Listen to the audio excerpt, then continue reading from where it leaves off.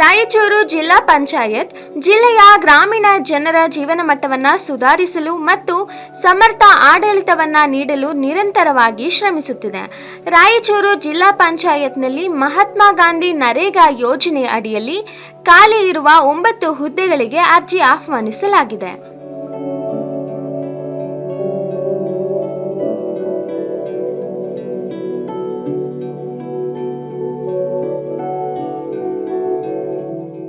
Technical coordinator ಮತ್ತು ಇತರ technical ಹುದ್ದೆಗಳಿಗೆ BA BTech ಅಥವಾ ಡಿಪ್ಲೊಮಾ ವಿದ್ಯಾರ್ಹತೆ ಮತ್ತು ಕಂಪ್ಯೂಟರ್ ಅಡ್ಮಿನಿಸ್ಟ್ರೇಟಿವ್ ಅಸಿಸ್ಟೆಂಟ್ ಹುದ್ದೆಗಳಿಗೆ ಅರ್ಜಿ ಸಲ್ಲಿಸಲು ಯಾವುದೇ ಪದವಿ ಪಡೆದಿರಬೇಕು.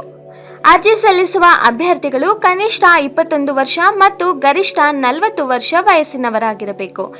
ಇಲ್ಲಿ ಯಾವುದೇ ಲಿಖಿತ ಪರೀಕ್ಷೆ ಇರುವುದಿಲ್ಲ. ಅಭ್ಯರ್ಥಿಗಳ ಸಂದರ್ಶನದ ಆಧಾರದ ಮೇಲೆ ಮೆರಿಟ್ ಲಿಸ್ಟ್ ಮೂಲಕ ನೇರವಾಗಿ ಆಯ್ಕೆ ಮಾಡಲಾಗುವುದು.